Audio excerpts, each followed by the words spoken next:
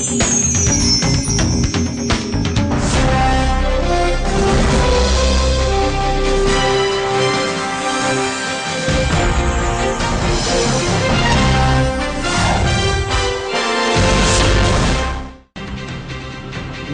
செய்திகள். அண்ணா ஹசாரேவின் 3 முக்கிய அம்சங்களை ஏற்றது மத்திய அரசு. காலை 10 மணிக்கு உண்ணாவிரதத்தை கைவிடுகிறார்.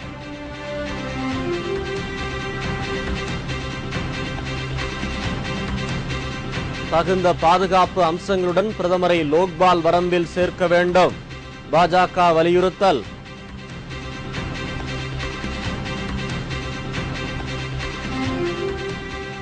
மரணம் தங்களை வென்றுவிட்டால் தூக்கிற்கு பலியாகும் கடைசி ஆள் தானாக இருக்கட்டும். முதல்வருக்கு பேரறிவாளன் உருக்கமான வேண்டுகோள்.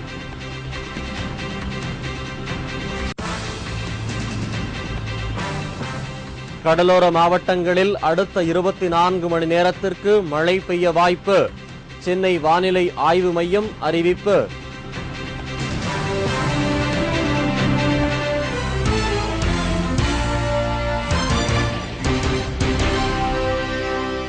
வணக்கம். விரிவான செய்திகள். அண்ணா ஹசாரேவின் 3 முக்கிய அம்சங்களை மத்திய அரசு ஏற்றது. இதனால் இன்று காலை 10 மணி அளவில் ஹசாரே தனது உண்ணாவிரதத்தை கைவிடுகிறார். லோக்பால் மசோதா குறித்த அறிக்கை மீதான விவாதம் நாடாளுமன்றத்தில் நேற்று நடைபெற்றது. விவாதத்திற்கு பின்னர் நிதியமைச்சர் பிரணாப் முகர்ஜி தாக்கல் செய்த தீர்மானம் நிறைவேறியது. அதன் பின்னர் ஓட்டெடுப்பு நடத்தப்படும் என்று எதிர்பார்க்கப்பட்ட நிலையில் அவையை வரும் திங்கட்கிழமை ஒத்திவைப்பதாக சபாநாயகர் மீரா குமார் அறிவித்தார். நாடாளுமன்றத்தில் நிறைவேற்றப்பட்ட தீர்மானத்தில் அண்ணா ஹசாரேவின் 3 முக்கிய அம்சங்களுடன் வலுவான லோக்பால் மசோதாவை கொள்கை அளவில் ஏற்றுக்கொள்வதாக குறிப்பிடப்பட்டுள்ளது.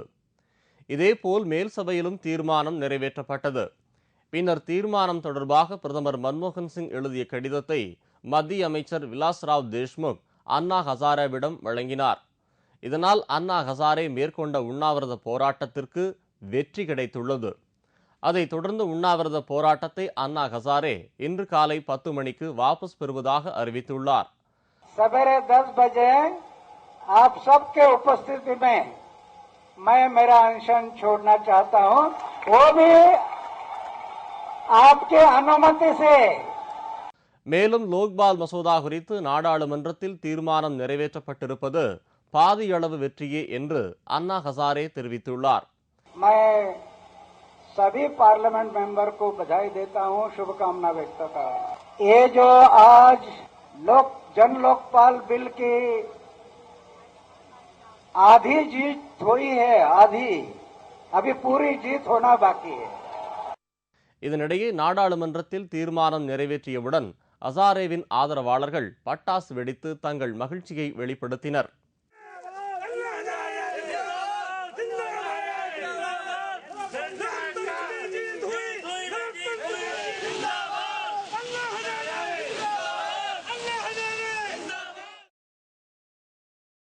தகுந்த பாதுகாப்பு அம்சங்களுடன் லோக்பால் வரம்பில் பிரதமரை சேர்க்க வேண்டும் என்று நாடாளுமன்ற எதிர்க்கட்சித் தலைவர் சுஷ்மா ஸ்வராஜ் தெரிவித்துள்ளார். அண்ணா ஹசாரேவின் ஜன் லோக்பால் மசோதா பற்றி நாடாளுமன்றத்தின் இரு அவைகளிலும் பல்வேறு கட்சி உறுப்பினர்கள் கலந்து கொண்டு கருத்து தெரிவித்தனர். அப்போது பேசிய எதிர்க்கட்சித் தலைவர் சுஷ்மா ஸ்வராஜ், லோக்பால் வரம்புக்குள் பிரதமர் பதவியும் கொண்டுவர வேண்டும் என்று மன்மோகன் சிங் கூறுகிறார் என்றும், ஆனால் அதனை காங்கிரசார் கேட்கவில்லை என்றும் தெரிவித்தார். மேலும் லோக்பால் வரம்புக்குள் பிரதமர் பதவியை கொண்டு வந்தாலும் நாட்டின் பாதுகாப்பு உள்ளிட்ட அம்சங்களில் இருந்து அவருக்கு விதிவிலக்கு கொடுக்க வேண்டும் என்று கூறிய சுஷ்மா, லோக்பாலை தேர்ந்தெடுக்கும் குழுவில் எதிர்க்கட்சி உறுப்பினர்களுக்கு பெரும்பான்மை இடங்களை ஒதுக்க வேண்டும் என்று கேட்டுக்கொண்டார். उससे तो रास्ता समाधान की तरफ बढ़ना चाहिए था, मगर हुआ उल्टा. और जब ये बात जाकर के उन्होंने रामलीला मैदान में कही तो स्थिति भड़का गई. இதேபோல் மாநிலங்களவையில் விவாதத்தை தொடங்கிய எதிர்க்கட்சித் தலைவர் அருண் ஜேட்லி, அண்ணாவின் 3 கோரிக்கைகளையும் முழுமையாக ஏற்கலாம் என்றும் அதற்கான தகுதி அவற்றுக்கு உள்ளது என்றும் தெரிவித்தார். இருப்பினும் பிரதமரை லோக்பால் சட்ட வரம்புக்குள் சேர்க்கும் போது தேசிய பாதுகாப்பு, வெளிநாட்டு கொள்கை, புலனாய்வு உள்ளிட்ட முக்கிய விவகாரங்களில் இருந்து விலக்கு கொடுக்க வேண்டும் என்றும் ஜேட்லி அப்போது வலியுறுத்தினார். மரணம் தங்களை வென்றுவிட்டால் தூக்குக்கு பலியாகும் கடைசி ஆள் தானாக இருக்கட்டும் என்று பேரறிவாளன் உருக்கமாக கூறியுள்ளார். செப்டம்பர் 9ஆம் தேதி ராஜீவ் கொலையாளிகள் மூவருக்கு வேலூர் சிறையில் தூக்கு தண்டனை நிறைவேற்றப்பட உள்ளது. இந்நிலையில் பேரறிவாளன் தமிழக முதல்வருக்கு ஒரு உருக்கமான வேண்டுகோள் விடுத்துள்ளார். அதில், ஒருவேளை மரணம் தங்களை வென்றுவிட்டால் கயிற்றின் முன்னால் நின்று தான் சொல்ல நினைப்பது தூக்குக்கு பலியாகும் கடைசி ஆள் தானாக இருக்கட்டும் என்பதுதான் என்று கூறியுள்ளார். மேலும் சித்தரிக்கப்பட்ட குற்றச்சாட்டுகளுக்காக இத்தனை வருடங்கள் வாடும் தங்களுக்காக தமிழக முதல்வரின் ஒற்றை குரல் ஒலித்தால் போதும் என்று முதலமைச்சர் ஜெயலலிதாவிற்கு அவர் வேண்டுகோள் விடுத்துள்ளார். இதனிடையே வேலூர் சிறையை சுற்றியுள்ள பகுதிகளில் செல்லும் வாகனங்கள் அனைத்தும் சோதனைக்கு பின்னரே அனுமதிக்கப்படுகிறது. அதிரடிப்படை, ரிசர்வ் படை, உள்ளூர் காவலர்கள் என 3 அடுக்கு பாதுகாப்பு போடப்பட்டுள்ளது. இது ஒருபுறம் இருக்க, தூக்கு தண்டனையை நிறைவேற்றக்கூடாது என்று தமிழ்நாடு முழுவதும் ஆங்காங்கே ஆர்ப்பாட்டங்கள் நடைபெற்று வருகிறது. தேனி மாவட்டம் உத்தமபாளையத்தில் நடைபெற்ற ஆர்ப்பாட்டத்தில் தூக்கு தண்டனையை ரத்து செய்ய கோரி கண்களில் கருப்பு துணி கட்டி போராட்டம் நடத்தப்பட்டது.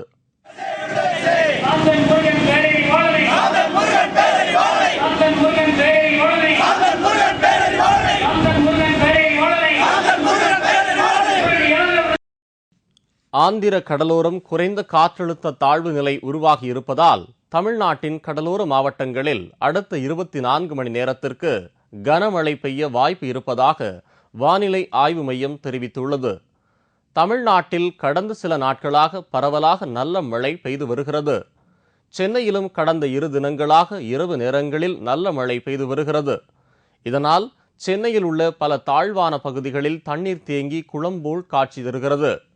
இந்நிலையில் ஆந்திர கடலோரம் குறைந்த காற்றழுத்த தாழ்வு நிலை ஒன்று உருவாகி இருப்பதாகவும் அது நீடிப்பதால் தமிழ்நாட்டின் கடலோர மாவட்டங்களில் கனமழை பெய்ய வாய்ப்பு இருப்பதாகவும் சென்னை வானிலை ஆய்வு மைய பொறுப்பு இயக்குநர் குழந்தைவேலு தெரிவித்தார். காற்றழுத்த தாழ்வு நிலையானது தெற்கு ஒரிசாவிலிருந்து தென் தமிழ்நாடு வரை ஆந்திர கடற்கரை ஓரமாக நீடித்து இருப்பதால் தமிழ்நாட்டின் குறிப்பாக வடக்கு தமிழ்நாட்டில் அநேக இடங்களில் மழை பெய்துள்ளது.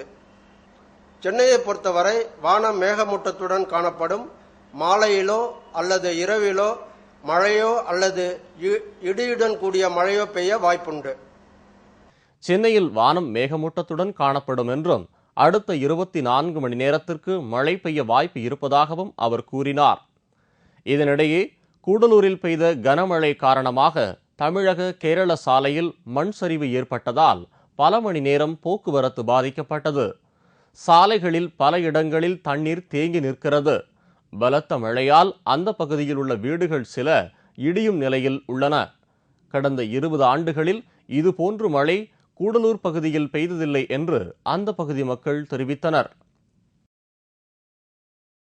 பத்மநாபசாமி கோவில் பொற்குவியலை மதிப்பிட 8 மாதங்கள் வரை ஆகலாம் என நிபுணர்கள் குழுவினர் தெரிவித்துள்ளனர்.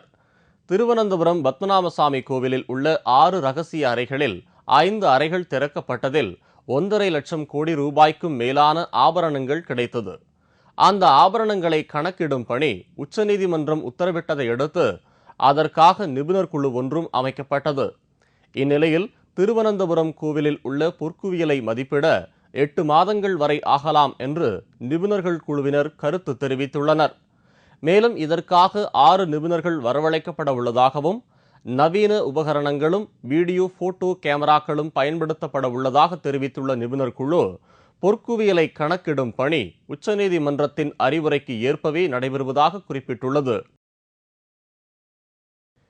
எடியூரப்பாவை வரும் 29ஆம் தேதி லோக் ஆயுக்தா நீதிமன்றத்தில் கட்டாயம் ஆஜராகும்படி உத்தரவிட்டுள்ளது.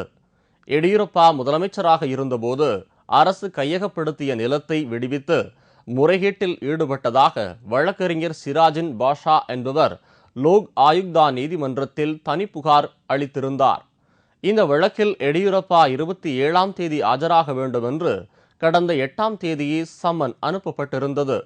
இதற்கிடையே நீதிமன்றத்தில் ஆஜராவதில் இருந்து விலக்கு அளித்து தனக்கு முன்ஜாமீன் வழங்கும்படி எடியூரப்பா தாக்கல் செய்த மனு மீதான தீர்ப்பை 29ஆம் தேதிக்கு அந்த மாநில உயர்நீதிமன்றம் தள்ளி வைத்தது. இந்நிலையில் அந்த வழக்கு லோக் ஆயுக்தா நீதிமன்றத்தில் நேற்று விசாரணைக்கு வந்தது.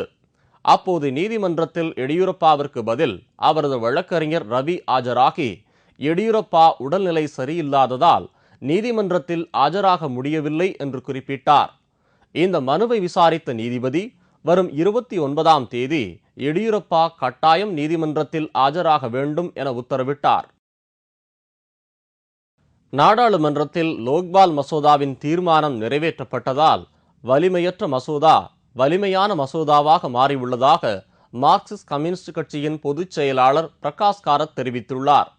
மார்க்சிஸ்ட் கம்யூனிஸ்ட் கட்சியின் திருவண்ணாமலை மாவட்ட குழு அலுவலகத்தை கட்சியின் பொதுச் செயலாளர் பிரகாஷ் காரத் திறந்து வைத்தார். இதையடுத்து காந்தி சிலை அருகே நடைபெற்ற பொதுக்கூட்டத்தில் அந்த கட்சியின் மாநில பொதுச் செயலாளர் ஜி ராமகிருஷ்ணன் உள்ளிட்ட கட்சி நிர்வாகிகள் கலந்து கொண்டனர். பொதுக்கூட்டத்தில் பேசிய பிரகாஷ் காரத், டெல்லியில் கடந்த 12 நாட்களாக உண்ணாவிரதம் இருந்து வரும் அண்ணா ஹசாரேவுக்கு இந்திய மக்கள் கொடுத்த ஆதரவால் நாடாளுமன்றத்தில் லோக்பால் மசோதாவின் தீர்மானம் நிறைவேற்றப்பட்டதாகவும், அதனால் மத்திய அரசின் வலிமையற்ற மசோதா வலிமையான மசோதாவாக மாறியுள்ளதாக கூறினார். இதன் மூலம் ஊழலுக்கு முக்கிய காரணமாக உள்ள முதலாளிகள் பொதுமக்களின் சொத்துக்களை கொள்ளையடிப்பதை சட்டத்தின் மூலம் தடுத்து நல்ல நாடாக மாறும் என்று நம்பிக்கை தெரிவித்தார். அதன் பின்னர் இலங்கை குறித்து பேசிய காரத், அரசியல் ரீதியான தீர்வுகளையும் தமிழர்கள் தங்கள் சொந்த இடங்களில் மீள் குடியமர்த்த வலியுறுத்தி மார்க்சிஸ்ட் கம்யூனிஸ்ட் கட்சியின் சார்பில் செப்டம்பர் 7ஆம் தேதியன்று டெல்லியில் மாபெரும் ஆர்ப்பாட்டம் நடத்தப்படும் என்றும் அவர் கூறினார்.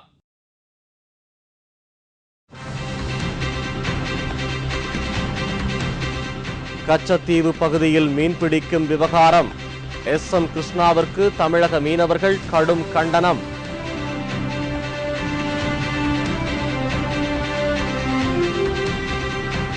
கேரளாவிற்கு கடத்த முயன்ற சுமார் 10 லட்சம் ரூபாய் மதிப்புள்ள போதைப் பொருள் பறிமுதல், கோவை போலீசார் நடவடிக்கை.